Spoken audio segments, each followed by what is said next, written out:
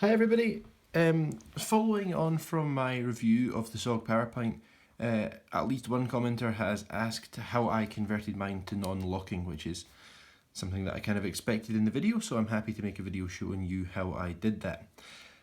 It is a very fiddly process, would be my first kind of warning if this is something you're thinking about doing. I would definitely say a set of tweezers will almost definitely be required. I think last time I used the pliers on the Gerber dime. I brought a few different options of pliers because of the stop pin. Actually, it's the stop pin in here that's really the fiddly part. So hopefully that won't cause us too much trouble this time. The general idea here is that every tool on the SOG Powerpint locks open essentially like a lockback knife. In a lockback you have a groove that the lockback falls into and locks the blade open, and then with the lockback you've got to lift that piece of metal out of the way to allow it to close. With a lot of slip joints you have the same idea. You'll see here this little piece raises up and then locks in and raises up as I go to close it. It's very, very minor on the Spyderco UK-PK. In fact, actually, you basically can't see it at all. In fact, you definitely can't see it at all because it is a separate piece. You see there's a back piece and an inner piece that does the moving there, but that inner piece drops into a gap and clicks out of the gap to allow the blade to close. So what we are essentially trying to do is turn the blades on the SOG Powerpint from a lockback into a slip joint. Now it's quite an easy thing to do. This edge that you're seeing here is what actually catches the blade. So by rounding that out, by changing the angle there, we can smooth it out and we can allow the blade to close. When you're doing this, how well it works after you've done it is dependent on how well you do it, how much you round off. So you'll see for me, I'm quite lucky here. I managed to get the plain edge blade quite nice, where it does still have a bit of a kind of detent to it. I did that blade second. I did the serrated edge first, and this one I didn't do as well, and there's very little holding it open. Nice thing about this tool though is it does still have to lift up that back piece, the back strap, to shut. So when the tool is closed and I put pressure on it, it is still pretty safe, but it's not as good, I don't think anyway, as the job I did on the fine edge. So we're going to get into that now. In terms of taking this apart, we have a T8 screw on each side, and then one of these screw heads is attached to a Chicago screw style piece that runs right the way through, and the other end is just a screw. You only need to take the blades out to make this modification. However, on one side, and I think it was a serrated edged side, I had to take the whole thing out because the Chicago screw was at the other side, so I had to pull the Chicago screw right out and all of the other tools came out for me to get to the serrated blade. You may well have to do that. There is a phosphor bronze washer between each one on this side, and on this side there is some tools which have double phosphor bronze washers between them. It's just something to be aware of as long as you put one in between. I don't think it would really matter too much if you put the doubles in different spaces. Okay, we're going to try and avoid doing that anyway. So in we go. I can't remember how much thread locker I put on this and I put it back together. That went surprisingly easily. So because this is a Chicago style screw, you may need to put a tool on each side, which is why I had another T8 sitting here. But this time I've got this one loose enough that just by putting my finger on the side, I've managed to hold it in place enough to undo this screw. So here we go, and we've got the right side this time as well, which is great. So you'll see that this is the screw head. I'll take this piece out of the way, and then in here you'll see the end of the Chicago screw from the other side. Now you're going to have to pull that back a little bit, but I suggest that you be as careful as you can when you're doing this because you really don't want to have to take off any other tools than the ones that you have to take off. I should be using something different for this. What do I have that would do a better job? Pushing on that. Okay, there we go. I think I might get it just reflecting the frame. No, right.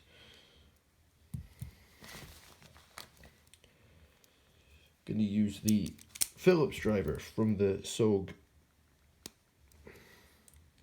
Sync 2 Traveller because it's not much good for anything else anyway, so why would you not? So, but as I do this, I'm going to start to pull the Chicago screw back, and I'm going to be as careful as I possibly can because I only want to take the blade out. There we go. So I've got the blade, and yeah, here we go. So we've got a lot of phosphor bronze washers following the blade. I'm going to push the Chicago screw style piece back in a bit now. Okay.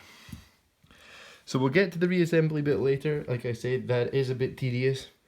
But for now, we're going to have a little look at this tool here. In fact, I'll just lift this one out as well and give you a comparison. Here we go. Okay. So, this is the awl, which is quite dirty. There we go, it's a little better. Now, if you look at the back here, we have a really nice square corner. So the back lock slides round and hooks in there, and that's what holds the tool open. Now what you'll see on the blade here, which I've converted to non-locking, is that that top piece is rounded off. You can see the you can't see particularly well, unfortunately. Yeah, there we go. So I've just taken the very tip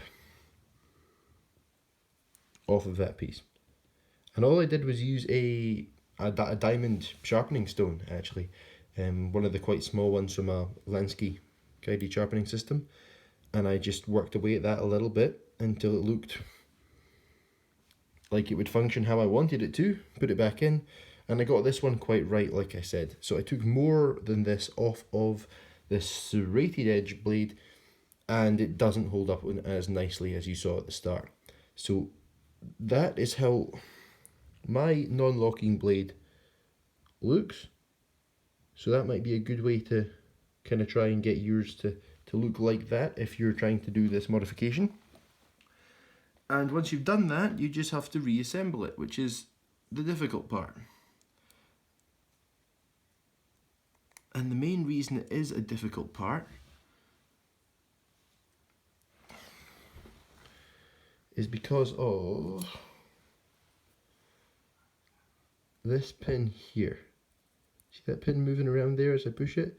That's the stop pin, and it has to go through this hole here and stay in this hole here. Now, I did have all the tools off, like I said, when I did this serrated blade, and I did manage to get it put back together okay, but it wasn't easy. And yes, so I would recommend taking it off as few tools as you need to, but if you have taken them all off, and you will need to do the whole modification, then just start rebuilding it. Put the Chicago screw through, hook a washer over the end of the Chicago screw part, then put the next tool over, washer, next tool, washer, next tool, build your way up. And you'll get up to where I am at the moment quite quickly. So now I need to try and figure out how many washers I'm going to put where. So I have 2 tools off. I recommend you take pictures of it beforehand as well, so you know what tool goes where, or have a SOG's webpage or something open so that you can see online. So there's 1 washer there. We need the blade. We need 1 on the far side of the blade, at least. So we need 1 there at least, and then at least 1 to the awl, and then so 1 after the awl. So I think I will just share the others out relatively evenly. I think we'll go for that. In fact, we'll go for... No, there's already 1 in there. Yeah, you see, here we go. I should have checked all of this more thoroughly before we started. So now I'm going to start trying to hook these washers back over. And I think I'm going to need to use tweezers to do this consistently. So there we go.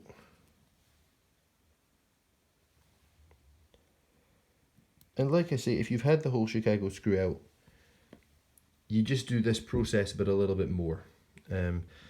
Next tool, which is the awl. I'm going to slide the awl on, and I'm going to push the Chicago screw through a bit more, if I can anyway. I may need to flex the tool a little bit to do that.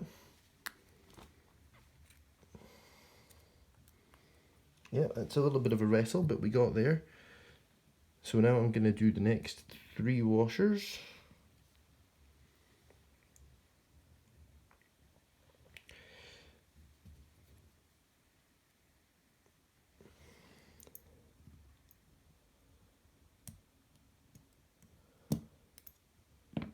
So they all went on quite nicely, and then we'll do the blade.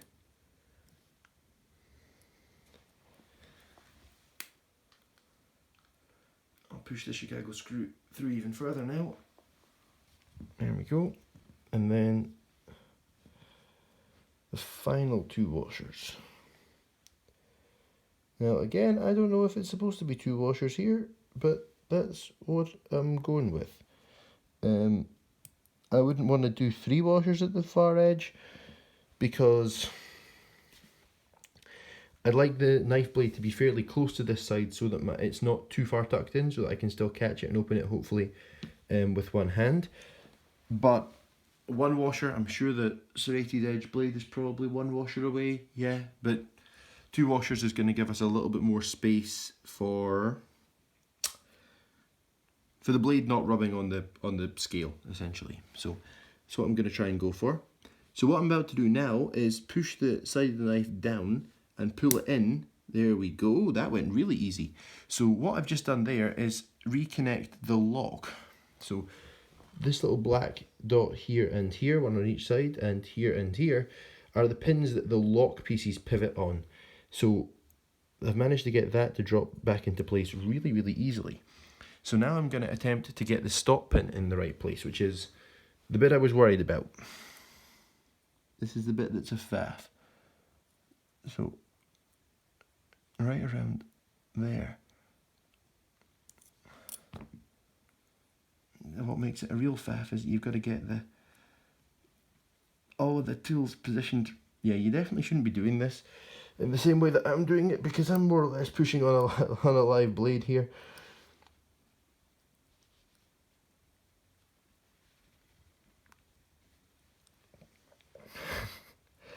Right, so now we've got washers sliding around. Oh, that was a reassuring little pop. Oh, no, and it's popped back out. Okay. If anyone has done this before and knows a really good way of doing it, I would love to hear it in the comments, please. Or if anyone's seen someone on YouTube who's more intelligent than I am do it, then please let me send me a link to how they did it.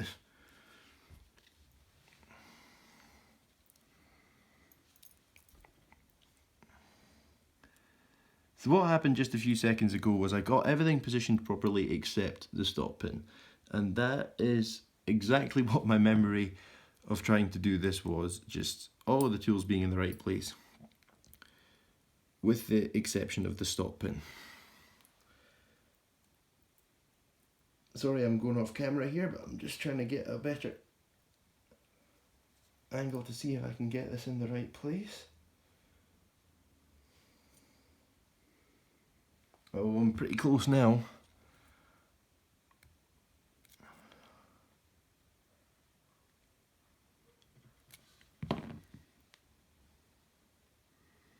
I'm very close now. So I'm just trying to get something into... Oh, there we go. Right, so what happened was I managed to get the pivot Chicago screw lined up and held in roughly the right place, and the stop pin was still a little low. So I managed to slide the end of the tweezers in underneath and just lever the stop pin up a little bit to allow it all to pop into place. There we go, all the tools are now in their correct place. I am keeping a huge amount of pressure on both sides of the tool at the moment because I really don't want it to pop open and undo everything that I've just done.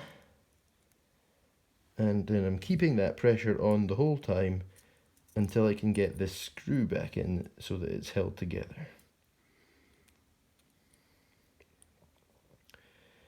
I know I said this a lot in my review, but it is lovely that SOG not only screwed this tool together, which kind of surprises me already, but that they used T8 screws and not security ones or anything like that.